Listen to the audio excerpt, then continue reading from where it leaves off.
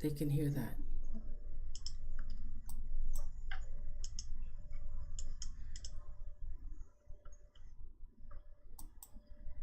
Hey everybody, welcome to Do You Believe on Paranormal Zone TV.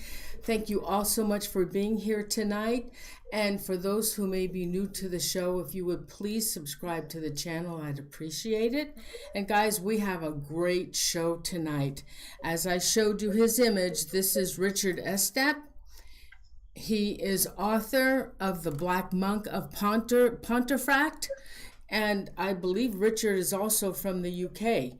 And is that correct, Richard? You're from the UK? That is correct. Yeah, I thought so. Hey, and this is Richard's banner. He has been on several, he is a paranormal writer, a paranormal investigator, and as you can see, the shows that he's been featured on. So we have a paranormal celebrity with us tonight. So Richard, thanks so much for joining us. Hey, you're welcome. Thank you for the invitation. Oh, it's my pleasure. Now, Richard, you co-authored this book with Bill Bungay. Now, I read that he bought the house? So the story behind that is that Bill is a movie producer. And the case, The Black Monk of Pontefract, was very well known in the UK for decades. It occurred during the 1960s and 70s. Was not that well known here in the US until very recently. But they made a movie about it called When the Lights Went Out, and Bill produced that movie. And Bill has a background in marketing and advertising, so he thought, wouldn't it be cool if I could find out what happened to the actual house, because they didn't shoot in the house, they shot on a movie stage. And maybe he thought I can involve that in the PR for the movie. Well, it turned out that the house had been up for sale. And so Bill couldn't believe his luck. It was actually going fairly cheaply because nobody wanted to live there. And so he bought the house with the intention of holding the movie premiere in the house the movie was about, which is a pretty cool thing. And it wasn't long before Bill started to understand that he was open-minded to skeptical about the paranormal, but just a short amount of time coming in and out of that house, he became a believer very quickly. Mm-hmm. Now, you also conducted a paranormal investigation at the house? Well, I lived there. We moved in, myself and some fellow paranormal investigators. We moved into the house, and we were there for several days and nights. So we got very used to the house, and we did conduct our own investigation, which I've written about in this book, The Black Monk of Pontefract, and a few other places also. Okay, I want to hear all about that, but first, so Gene, when did the Pritchards buy that house? So the Pritchards were in residence. They were actually the second residents in the house. There was a family called the Pritchards that were resident in that house first, but the majority of their stay was throughout the 1960s. And the Pritchards were Pontefract is in the north of England, and that part of the country was very mining. You know, the way that like Detroit was an auto city, and the further east you get steel towns here in the US. Well, in Britain, those kind of towns like Pontefract were mining towns. So Joe Pritchard, the man of the family, was a miner, and Mrs. Jean Pritchard, his wife, kept the house and the family and so forth. And they ended up keeping the house in the family actually until the 21st century. They had it for many decades, from the 60s onwards. The key thing about it was, though, that their children ended up moving out of the house. Mr. Pritchard, Joe Pritchard, died in the house. He died in the upstairs bathroom of a massive heart attack. And Mrs. Pritchard lived there alone for many years, with only the ghost or spirit or whatever you want to call it for company. Oh, really? And she wasn't afraid? She was an immensely brave woman, Jean Pritchard. And I won't say she wasn't afraid. I mean, one unusual thing was that she had put locks on all of the doors inside the house. And she used to spend almost all of her time in just one small part downstairs. Oh. And she would keep the rest of the house kind of locked off as much as possible. Obviously, we know that's not going to stop something that doesn't have a physical body. but I think she did it for her own peace of mind and security. It's not that she wasn't afraid of the events, but she was also a very strong woman, and she was not going to be pushed around by anyone or anything. That was her house, and she wasn't going to be driven out of it. Oh, good for her. Now, they had 2 children, and when they moved in the house, there was a Philip, 15, and Diane, 12? That's right. They had their own bedrooms in the house. Today we refer to their rooms as Philip's bedroom and Diane's bedroom, and both of them are very active rooms. The whole house has a long list of paranormal activity reported from all the rooms, but the bedrooms upstairs, Diane's, Philip's, and then the master bedroom where the Pritchards slept, and where the Black Monk made one of his first appearances. Now, I had read that the children were the focus on the hauntings. Is that true? Well, it's kind of an assumption, and the situation is that this was a poltergeist case. Now, poltergeist cases, as we all know, are thought to center around children who are entering puberty. You know, there's that whole theory that you have this hormonal maelstrom going on, and you have all of this energy, all of this aggression, all of this kind of pent-up emotion, and that somehow triggers or feeds the poltergeist. So that's why the Black Monk is regarded as a poltergeist, and it did behave in a manner consistent with a poltergeist haunting. It did move things around. It did throw things, make things appear and disappear. This was far more than your garden variety haunted location. But poltergeist cases generally fizzle out fairly quickly. There are very few on record that last more than months or a year or two at most before the energy just seems to dissipate. And what's unique about this case is that 60 years later, it's still going on. It's still one of the most haunted houses in the UK. And it even now, they were talking about the Enfield poltergeist case, but this one has surpassed that one. You know, I try my best not to compare too much, because Enfield was also a very unique case, and it's one that's fascinated me since I was a young boy. But I think the big difference is that the family in the Enfield case, they did move out, the children did move out, the house changed ownership, and the people that live there now, to the very best of my knowledge, do not report any paranormal activity in the house on Green Street in Enfield. The same is very much not true for 30 East Drive, the Black Monk house. Well, on the Enfield case, wasn't one of the daughters causing those problems? So in the Enfield case, the children admitted that they had faked a certain amount of the phenomena themselves to draw attention to themselves. But you look at the sheer variety of eyewitnesses, you look at the fact that police officers who were called to Enfield on the first night of the haunting personally witnessed furniture moving around with nobody touching it. You know, unless the child happens to be David Copperfield, how do we explain that?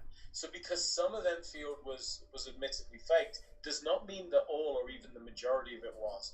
And the 2 men that were the primary investigators, Guy Lyon Playfair and Morris Gross of the SPR, those gentlemen, I think, did excellent work at Enfield. They did catch the children out faking several times, but the majority of the time they said, you know, they thought the phenomenon was legitimate and they could not explain it away. Okay, so when did the monk appear to the family? So the first phenomena at 30 East Drive, well, it was a very unusual one. It was in the kitchen, and it was a fine layer of powdery dust which fell from a level just below the ceiling. And that's an important distinction that Bill Bungay, my writing partner on the book, likes to make. This wasn't something falling from the ceiling. Imagine a cloud layer just below the ceiling.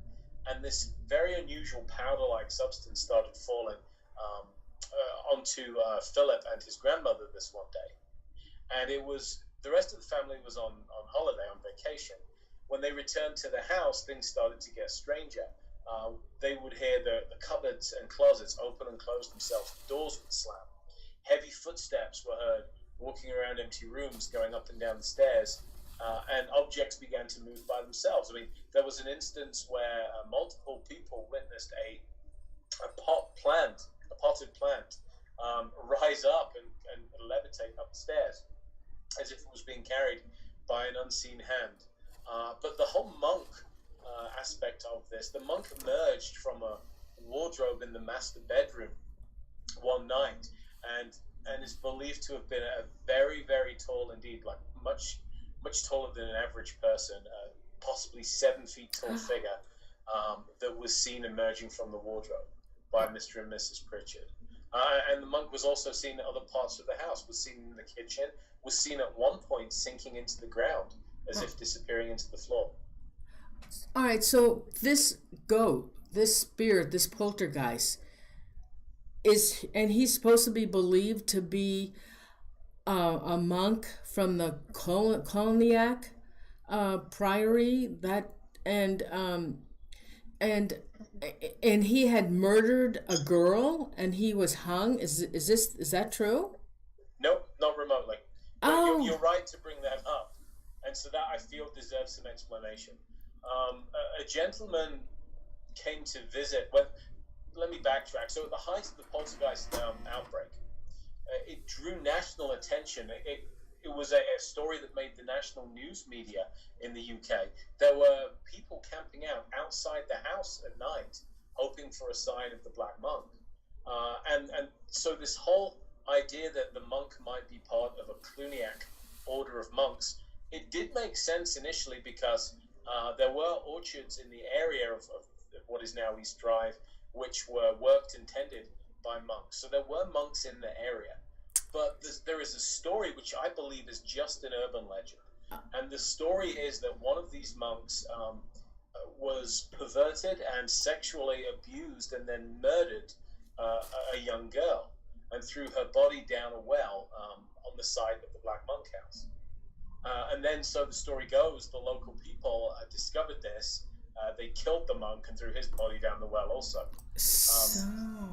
Which, it's a great story, but there's not a shred of evidence that this actually happened. That's all over the internet. That whole thing is over the internet. That it's this black monk. Mm-hmm.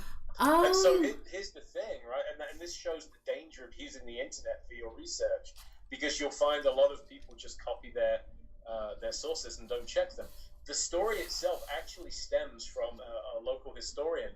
He put this theory forward and coined the phrase the Black Monk of Pontefract. But the apparition did indeed look like a monk. It was a very tall, robed, hooded figure. But the backstory of the murder and the sexual component and all that kind of stuff, there is not a single solitary shred of evidence that any of that ever happened. My goodness. Oh, I can't believe that's all I found, because I was researching this for the show tonight, and that's all I found. Nothing else but that story. Wow. Yeah, and there's not a shred of proof for it. So, everybody loves a good tale, right? Everybody loves a good ghost story, and that one is terrific. But there's nothing to support the idea that this ever actually happened. Oh my gosh. And that's something that I talk about in the book. Oh, all right. So tell us about. Okay, so Miss Jean Pritchard, she stayed in the house. Why did the children move? Were they of age where they would move out? They moved out when they grew up and got older, but they did live through the height of the haunting, and they definitely did not come through it unscathed. I mean, one of the most disturbing things, the poltergeist case here at East Drive, it turned from humorous. The poltergeist would play practical jokes. It would hide car keys and drop them down the chimney onto people's heads and things like that. Prankster-ish stuff. But then it turned violent. It turned disturbing. And probably the worst example was when Diane Pritchard, in front of, again, several witnesses, was dragged upstairs by an invisible force. And she suffered bruises and marks on her body after this. Wow. Was there any other times where this poltergeist caused any harm to the family? It slapped at least one person. And probably one of the more disturbing ones, in addition to Diane's experience, happened to Mr. Joe Pritchard. I mean, if you've ever met a miner, someone that makes a living coal mining, that's a hard job. and these tend to be very tough, hard men, you know? They're not fanciful, they're not frightened of the littlest thing, a creaking floorboard or anything like that. So in the early stages, Joe Pritchard didn't really accept that the house was haunted and didn't find it particularly scary. And all that changed for him one day after he had a very nasty experience in what's called the coal hole. Now, inside houses in the north of England back in the 60s and 70s, they would often put an interior coal bunker, which is essentially just a closet. But miners were allowed to bring free coal home. It was part of their livelihood, so they could heat their home at no cost during the winter. And they stored this coal inside in a closet inside the house called a coal hole or a coal bunker. One day, Joe Pritchard went into the coal hole. The door slammed itself behind him, and he was attacked by an unseen force in the coal hole. Now, could there have been more than one spirit in that house? Yes, that's actually a great question, and one that I kind of talk about. I like to investigate this idea of, well, if the Black Monk story isn't true, then what's going on with this monk-like figure, you know? And what's fascinating is that the story has been told so many times. Like you said, it's all over the internet. Yeah. You know, the house is known as the Black Monk House. The story's been told so many times. I think it's actually taken on a life of its own. Are you familiar with the concept of thought forms? Of what, honey? Thought forms. Oh yeah, kind of. Oh yeah, where you can think about it and it materializes. Yeah. Exactly. You can almost will an entity into existence. Well, if you think about the hundreds of people that have come through that house over just the past 15 years, if you think about all those people talking about the Black Monk, telling this story over and over and over again, even though it wasn't true, what effect might that have had on other spirit energies within the house? And I think what's happened is that the reason the house is still so active today, there's this constant stream of visitors that want to learn more about the monk. I think that's fueling the haunting. I think it's keeping it going. Oh, and those that have seen it, I guess there's some images. It is the black form. I mean, it looks like a black monk. Mm-hmm. Okay. Yeah. It certainly is a black hooded figure. So, you know, I don't think calling it a black monk is a stretch. And again, there were monks in this area historically. Yes. So that's not unreasonable. We just have to get rid of this story of you know, a lecherous rapist monk, because again, there's no evidence for it. Also, it's worth pointing out that this area is called the Chequerfield Estate. Right. That's the name of the housing estate which the house is built on. Well, the Battle of Chequerfield during the English Civil War was fought in this area. Right. So we're also looking at a house that's built on a battlefield. Absolutely. And that right there is enough to cause activity in a home. Do you know of any other homes in that area that had any paranormal activity? It's interesting. You know, a lot of people in the area don't like to talk about it. Some of them just dismiss it and say it's a whole bunch of, you know, hogwash. Others, though, have reported seeing shadow figures running past the windows of their own houses. So there are reports from elsewhere in the neighborhood of strange activity taking place. Now, when the Pritchards bought that home, okay, it was occupied by another family. Yeah. But I guess there was no talk about paranormal activity at that time. Not really, no. And again, the other family, to the best of my knowledge, did not have teenage children. So I do suspect that Joe and Diane, maybe one of them, maybe both of them, were contributory factors to the initial outbreak. Mm. So how long the activity, they bought the house in 1966 and she stayed there until what year?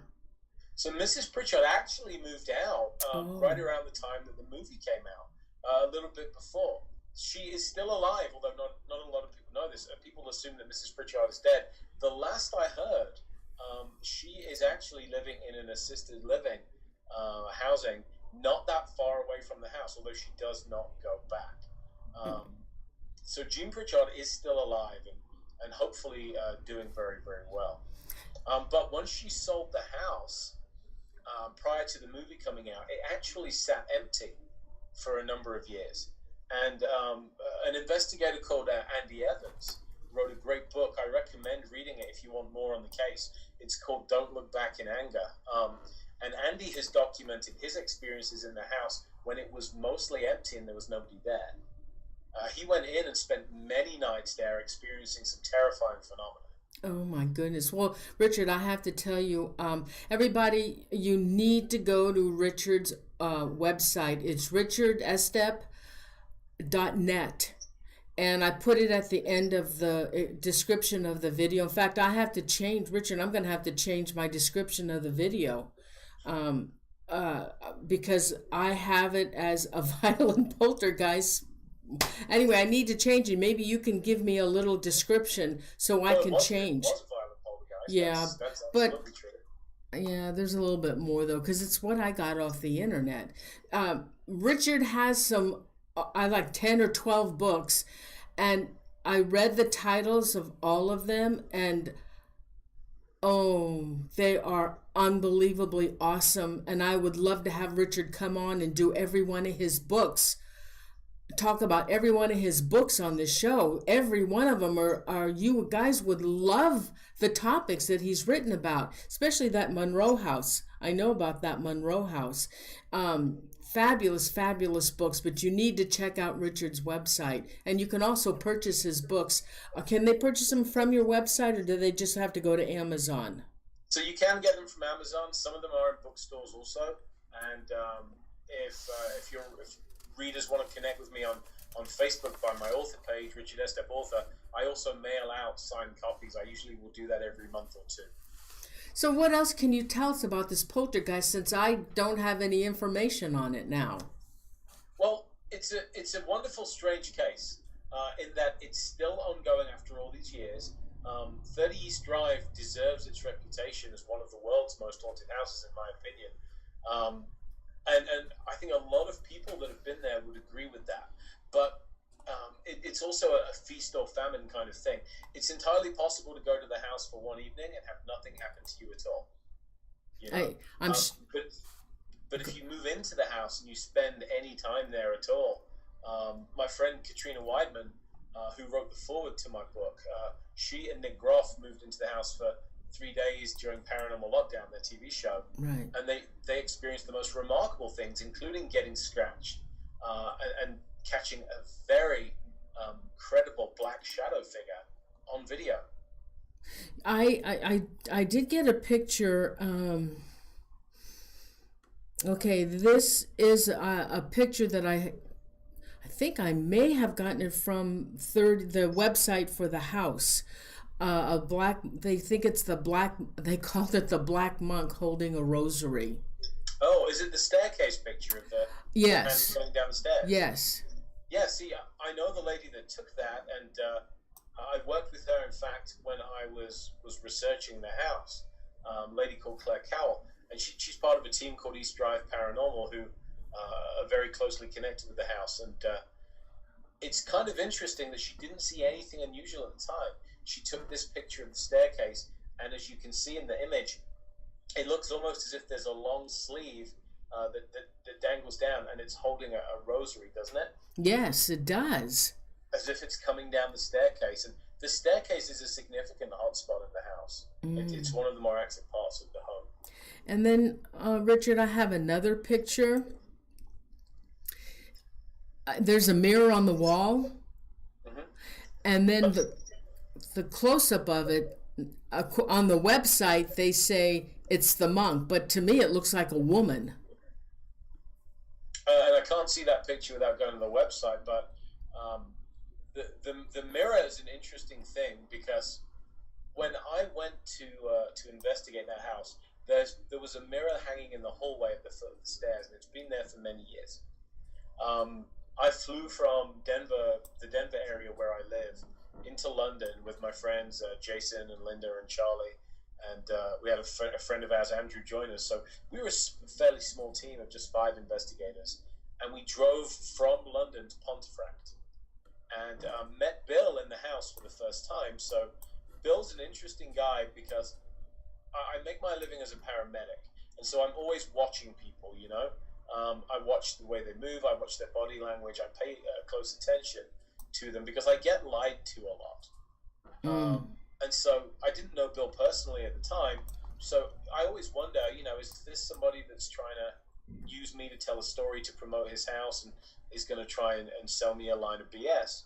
And I was in the kitchen of the house when Bill arrived, and he stuck his head around the door and he looked up and he said, "Hey, Fred." Now, Fred is the name that the family gave to the black monk. And it's funny, right? Because it's such an ordinary, everyday name, and that's why they picked it.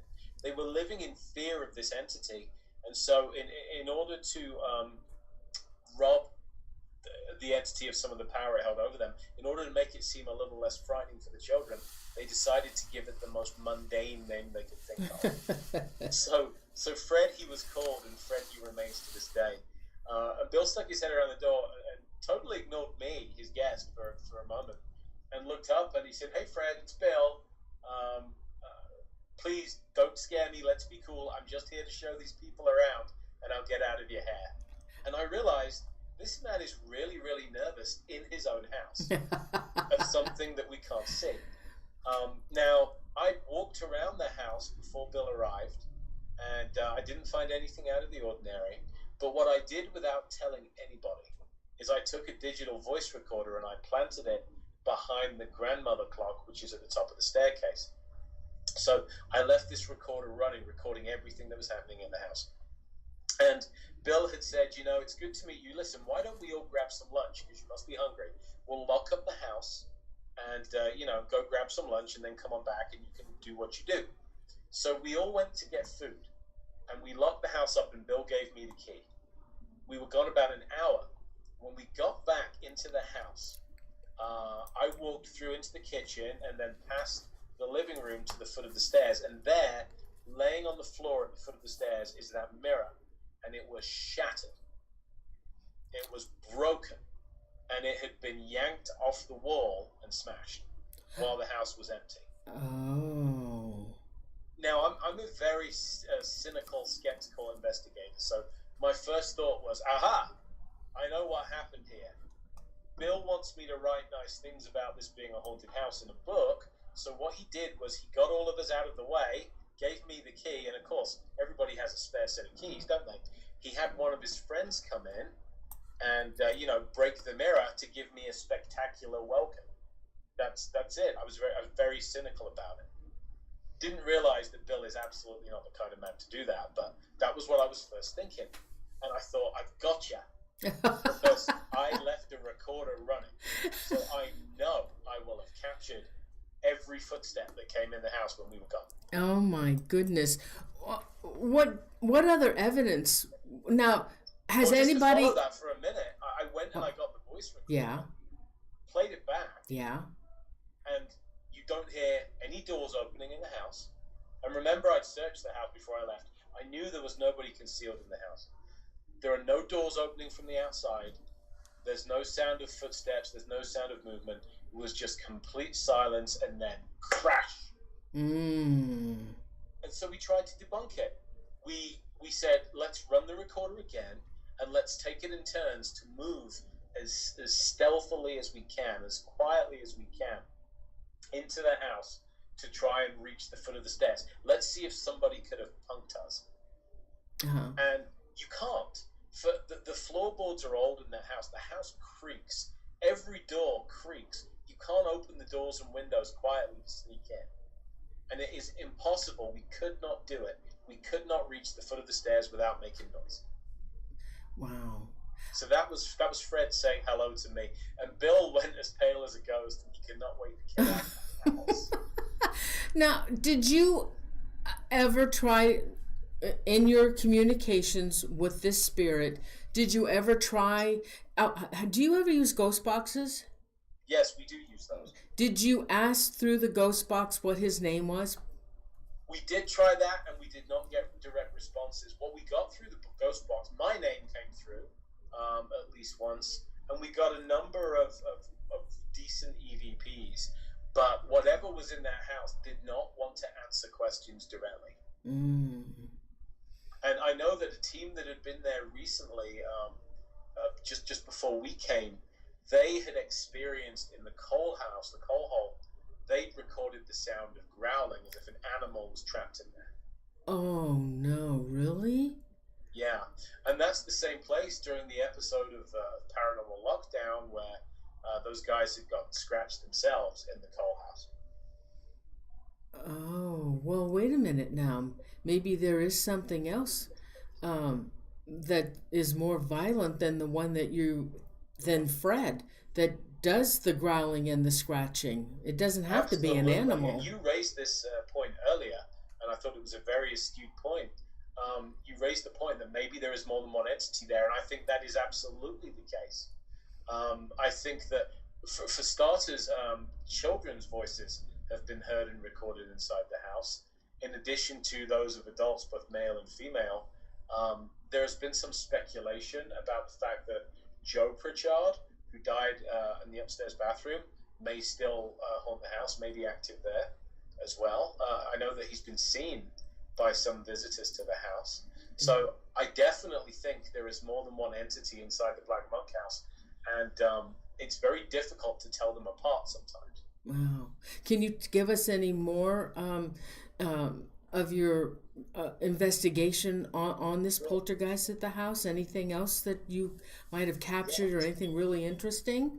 Yeah, I mean, one that was very interesting was that we were eating in the house, and so we wanted to spend as much time there as possible. We would bring food in, and there is a kitchen. So Charlie, my colleague, my fellow investigator, was standing at the sink, and all of a sudden he said, I feel like my back is on fire. My lower back is on fire. And he pulled up his shirt, and I took out my thermal camera to record this, and we watched this line of scratches appear all the way across the small of his back. That photograph may be on the 30 East Drive website. It certainly is in the book. Oh. But he got long scratches appear right in front of us, and he also felt as if somebody was grabbing him by the ankles and trying to trip him up. Oh, wow. Now, aren't scratches and growling associated with demonic hauntings? I personally don't use the term demonic, but inhuman, non-human, that kind of thing, they are traditionally associated with that. It's also possible that you're dealing with an aggressive human spirit, though, at least with the scratches. But the growling that was reported, I have a hard time believing that that's a person. And well, also I read that there are foul smells that were smelled in that home as well when the Pritchards were there. That's right, sulfurous smells, and sulfur is something else that's associated with those dark, negative kind of hauntings absolutely, too. Absolutely, they are. So yeah, I mean, sounds like there's more than one spirit in that house. I absolutely agree with you. I think that there is more than one spirit in the house. And I also think it possible that the spirits may come and go, that you may see some come in and others leave. I don't necessarily think that all of them are negative or bad. I think that it's possible that it's, some come in, some come out, and it rotates. You don't want, Bill doesn't allow Ouija boards, and there's something else he doesn't allow in that house. What was it? There was 10 things. He won't allow cleansings of the house. And he won't allow Ouija boards. So his perspective on Ouija boards, and this is one of the few areas I disagree with Bill on, but Bill believes that, using a Ouija board might make things worse. It might anger whatever is there or bring something else through. And I respect his opinion on that because it's his home. So, I did not use that technique when I was investigating his drive. And if you do, he'll ban you for life from ever going back, which is very much within his right to do that. My personal opinion is that Ouija boards, if used correctly and safely, are no riskier than using a spirit box or some other method of attempted communication. When the other paranormal investigators have gone into the home and they do what they do to try and collect evidence, does Bill try to get a report from everyone that comes into the house as to what they've captured? He does, and in fact, that forms a large part of the book we wrote. The book has a lot of QR codes in it, so here's the book itself. I have a copy of it right here. Let me turn on the light. Okay. And one of the things we wanted to do was share some of the evidence with the world. So inside the book, there are these QR codes that you can see right there. Yes.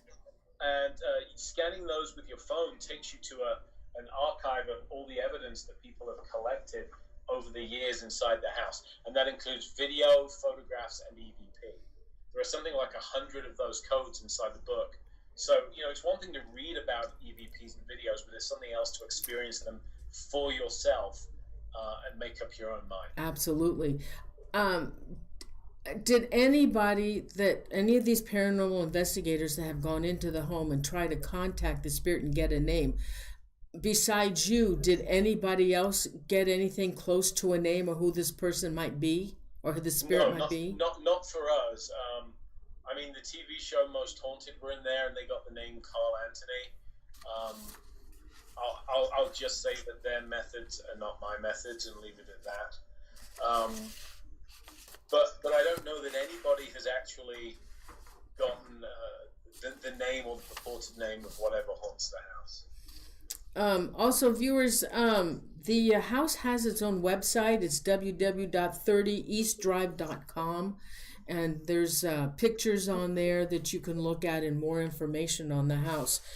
I can't remember, but does this website say that it's a monk that haunts that house? I didn't read the website.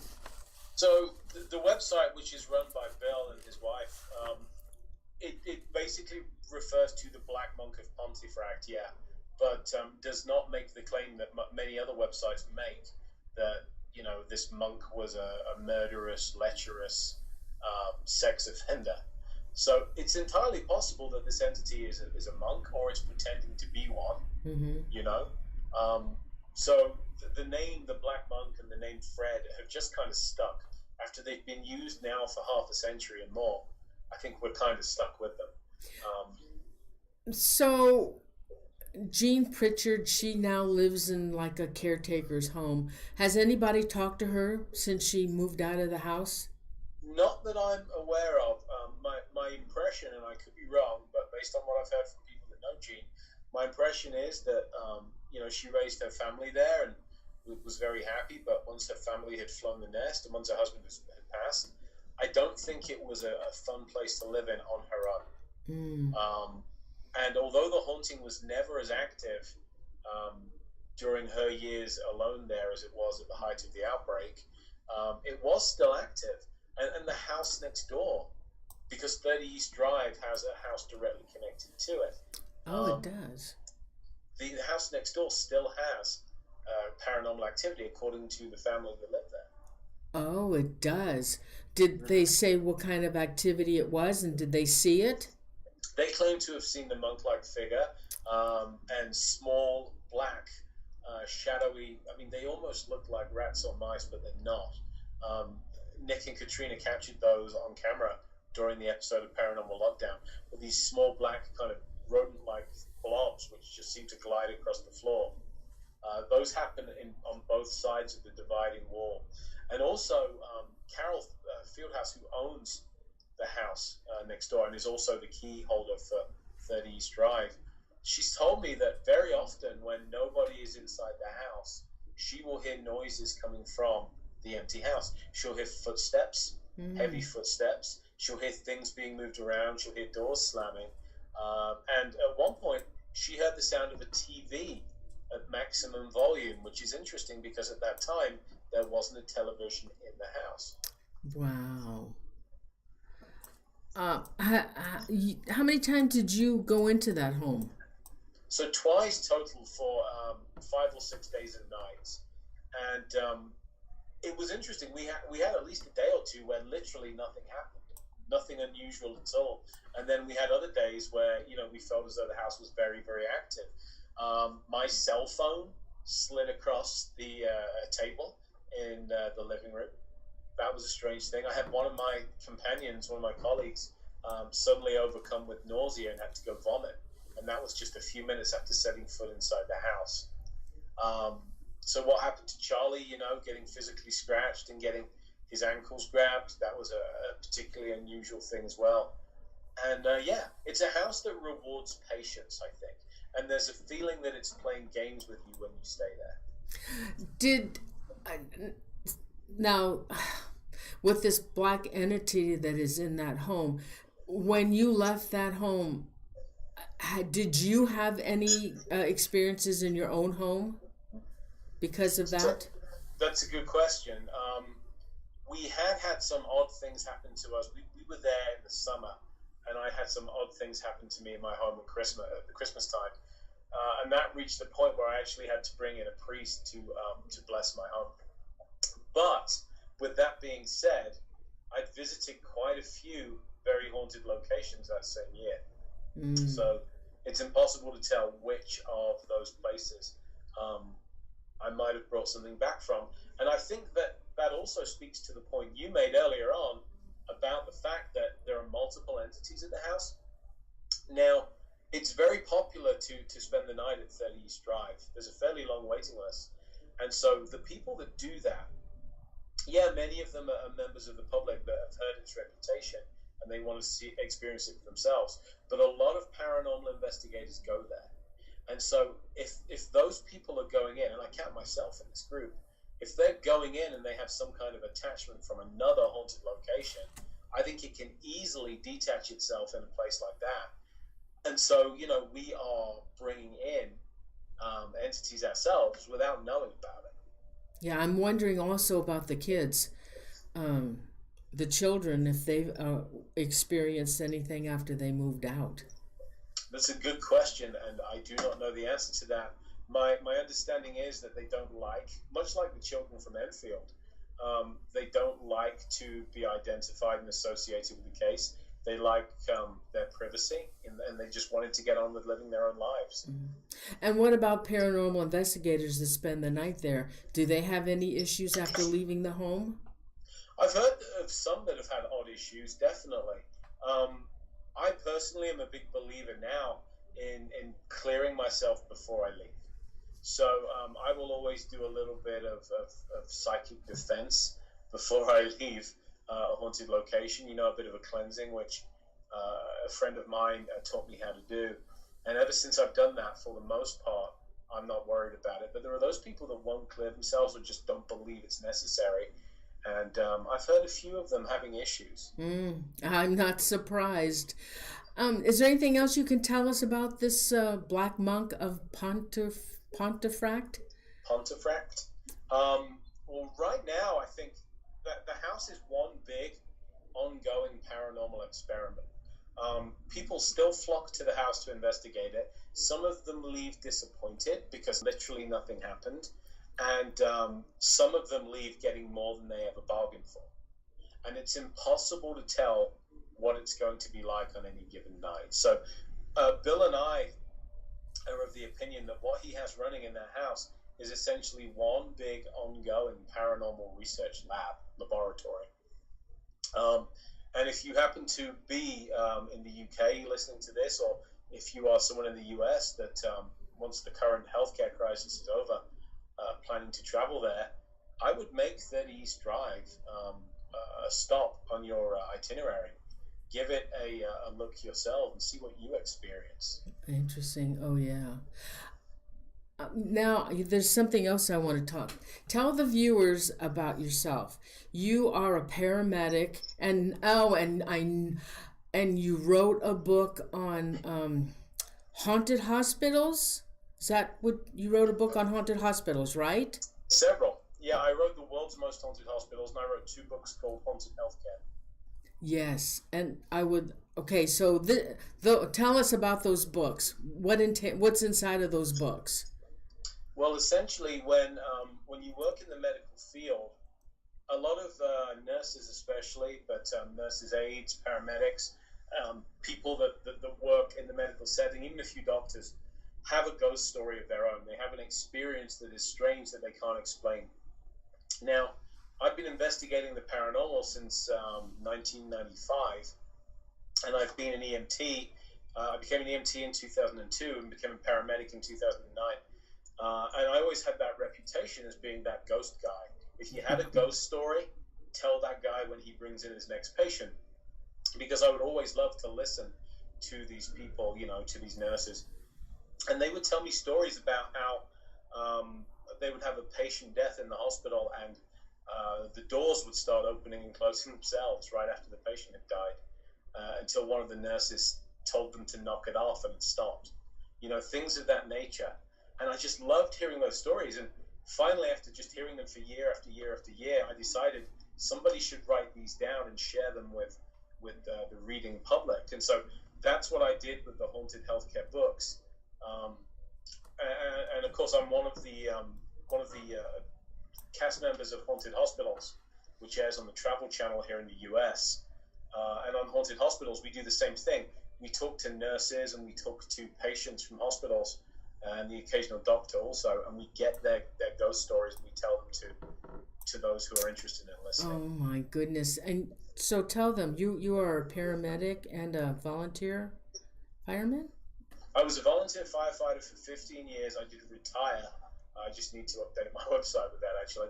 I retired after 15 years of service, but I'm still a working paramedic at the moment. Oh my goodness. And when you pick up people that are injured or possibly at almost passing away, have you experienced any experiences with those people? Nope, not once. Really? It would be great if I said yes, but it wouldn't be honest. But I know a lot of medical providers that have. The reason I think that I don't experience anything like that is that I'm very, very focused in on my patient and on my scene and on what's going on. So you could have a parade of headless horsemen come marching past me, and I probably wouldn't notice while I'm taking care of somebody. And the stories that you have in your books, and the nurses that take care of people, and some of them are in those ICU, the real critical patients, and where they're most likely going to pass away. Have any of those nurses told you a story about them being in the room when the person passes away, and what happens? Sure. Not just those nurses, but also nurses and nurses' aides that work with the dead and dying in hospice. Those people have such a difficult job. And a number of them have told me that they've been in the room when somebody passed on, and they've seen strange lights that seem to emerge from the patient's chest and disappear. Some of them have seen the patient who was maybe comatose for quite some time open their eyes and talk to somebody that wasn't there, that the nurse couldn't see. I heard quite a few stories like that. And I really appreciate the fact that the people that do such a difficult job would be willing to share them with me and allow me to share them with readers. Wow. Anything really scary? I don't have a ton of scary stories. And the reason for that is that although I have scary book covers, because that's what people seem to want, when they pick up a ghost book, Yeah. The truth is that the majority of paranormal experiences that I deal with, whether I'm dealing with healthcare or some other field, are not that negative. They're not that unpleasant. The problem is that so many TV shows have a vested interest in, scaring it up, that they make them scarier when they actually aren't. If you look at what our field looked like before the year 2005, 2006, something like then, before paranormal TV got really big, there weren't that many negative cases reported. And then all of a sudden, a certain TV show starts throwing the word demon around every week, and you know how it is now. You can't move for demonologists, so-called demonologists, and I have a demonic haunting and this and that. And I don't think it's nearly as prevalent as some people believe it is. Yes, and from other shows I've done, yes, you're absolutely right. Most of these hauntings are not demonic. They're just evil. They're just more evil than a normal spirit. Well, I would say even not all of them are necessarily evil, not even the majority. I don't know about you, but I know a lot of very angry people, especially right now. So, if you're an angry person in life and you die, why would we expect you to suddenly change your personality overnight? And if the only way you can try and get the attention of the living is to touch them, to scratch them, to yell at them, to throw things, then you're going to do that to try and make yourself heard, right? Now, that spirit must be so frustrated. If they're trying to get your attention by pushing you and scratching you and doing whatever, they must be so frustrated that you can't see them. Right, exactly my point. So, and it's very easy to attribute that to somebody who's evil and trying to harm you, when it may simply be them lashing out in the only way they know how to try and make their presence known. Oh my gosh. That just makes you wonder, what is it like on the other side? Well, it's entirely possible that those spirits are not on the other side, that they are in some kind of transitional phase. That's true. Yes, you're absolutely right. Maybe the paranormal equivalent of an airport or a bus station, and who knows how long they're there for. So I don't think it's a bad place on the other side. That's based upon what mediums have told me. But we do know that some of these spirits seem to lose their way. They maybe get lost, need some help. And we know that some of them don't want to move on because they're still kind of bound to earth. They're bound to people. They're bound to things they're emotionally attached to. And some of them, if they have been bad people, are afraid of being judged. They're afraid of judgment. And so they want to stick around, and they'll do whatever it takes. Have you ever gotten a story from someone who died and came back to life? Somebody that was resuscitated, yes. You mean? Yeah. So a number of near-death experiences, absolutely. And those fascinate me both as a medical professional and as a paranormal investigator. I do find it fascinating that when the brain does not have blood flow, when the brain is not being perfused with the blood it needs to function, or has a very, very low level of blood if CPR is being done, there should be no way that person can form memories or anything of that nature. But I've seen a number of people that have come back from resuscitation, and they have this very linear story that they tell of having gone somewhere else and having met dead relatives and having been exposed to some universal secrets and being given a life lesson. All of this stuff, and they can remember super acute details, and then they come back to their body because they are saved. Now, they should not be able to have had the experience that they've had. But also a number of them can tell doctors, hey, I was floating outside my body and I saw you reach for this piece of equipment. I saw you reach for this medication. I heard you say this very specific thing. Dead people aren't supposed to be able to hear. They're not supposed to be able to perceive. So those stories fascinate me. Oh, yeah. My brother-in-law, he would never talk about it, but when he passed away, our sister told us that he wouldn't tell anybody. He died on the operating table, and he was above his body, and he saw them operating on him, and he heard them talking, and then he came back into his body, and so, he told my sister, but he said he would never tell anybody. He just wouldn't tell anybody. And maybe he thought nobody would believe him, because this was years ago in the 60s. Mm-hmm. You didn't talk about this stuff in the 60s. Well, and I think we're becoming more open about it now. That's a good thing. We're becoming more accepting of these strange things that happen, and that we don't have a good answer for all of them yet. Interesting. Well, you have an interesting life. That must be fascinating doing what you do. And the books you've written are oh my God. I'm going to go to your website again. Would you come back and do another show with us?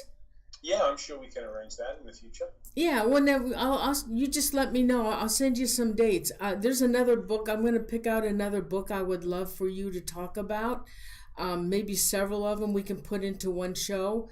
The hauntings are we all love it. My viewers love it. We all love the ghost stories. And thank you so much, Richard. I know you're busy, and your current show is on a Travel Channel, Haunted Hospitals.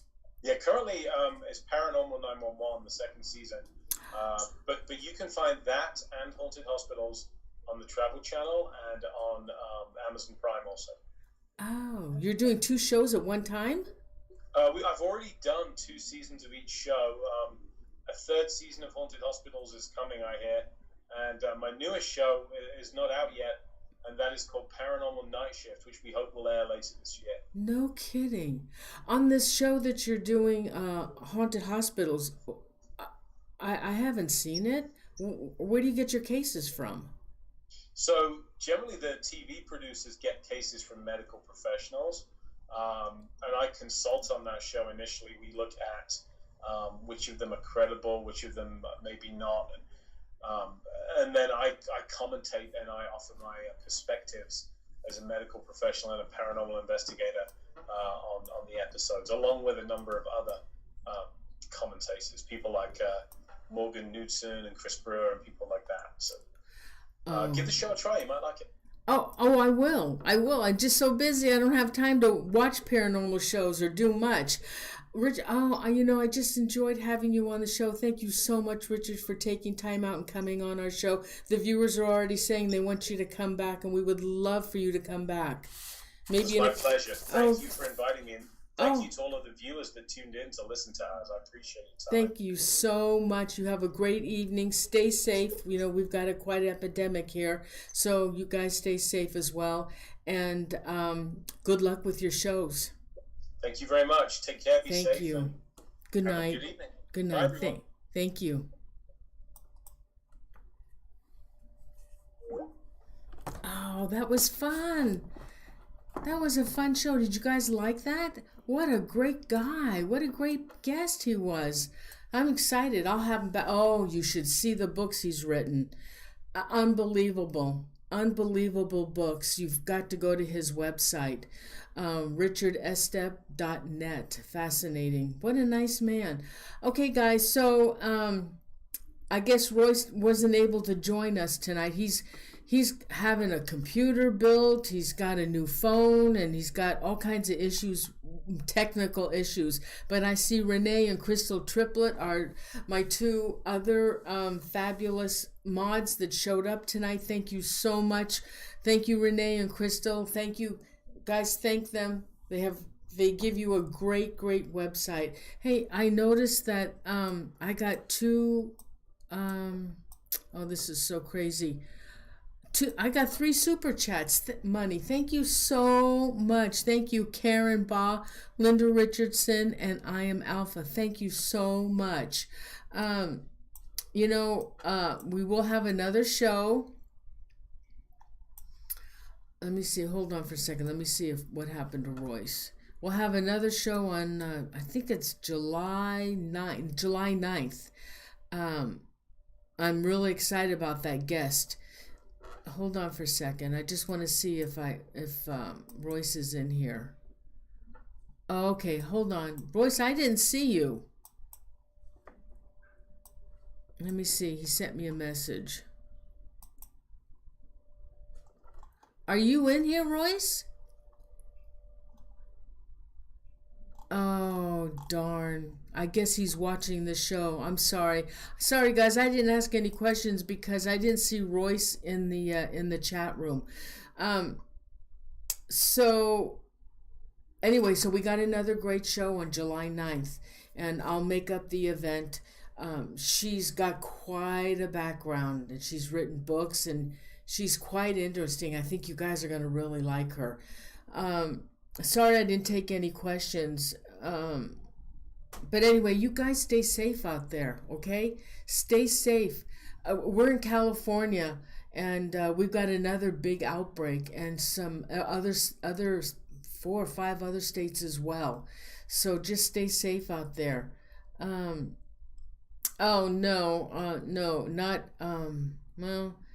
Ed and Lorraine's, Ed Warren's nephew. I'm not sure about that. If you guys have any, you can always send me a message, on paranormalzonetv@gmail.com for any. In fact, tonight's show was a suggestion from Facebook. And I don't know if she's probably watching, but I don't think she's in the chat room. And that's how I found Pritchard. I didn't know anything about him, but I found him through her. So let's do a shout out.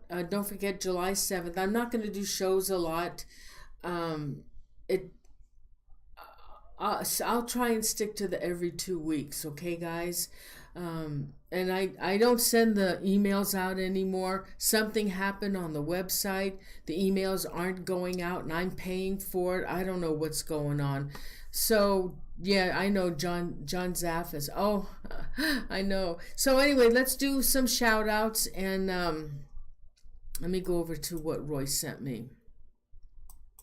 Okay, so Chippateri, Dave Beatty, Dust Bunny, I Am Alpha, Joan of Arc, Karen Baugh, Linda Anderson, Lisa Gain, Maria Sandra Amador, Renee McDougall, Armad, Robert Hanna, Tammy Heitzman, the Knob Dispatio Spider, and Crystal Triplet.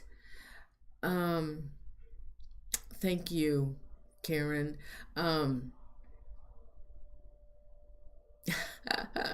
Linda Richardson, Shabba Dog bowing respectively. I Am Alpha. Let's see, anybody? Did I miss anybody?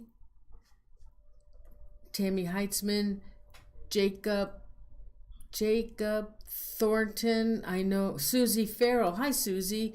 Justy Lukic. Sheila Stykes. Carl White. My friend from the UK,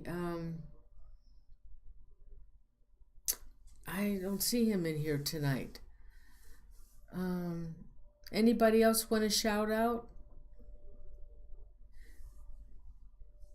Okay, guys, thanks so much for being here. I really appreciate it. Everybody be safe out there, and I'll see you in a couple of weeks, okay? Love you guys. Thank you again to my mods. Royce is watching, but he's not in, so sorry we don't see you, Royce. Hopefully you can get this fixed for the next show, but Royce is watching. He's there. Say hi to Royce. Okay, everybody. Sandra Miller. All right, so we'll have a good show in a couple of weeks. Thank you. You're welcome. Thank you. You're welcome. All right, guys, I'm going to go. You have a great weekend, okay?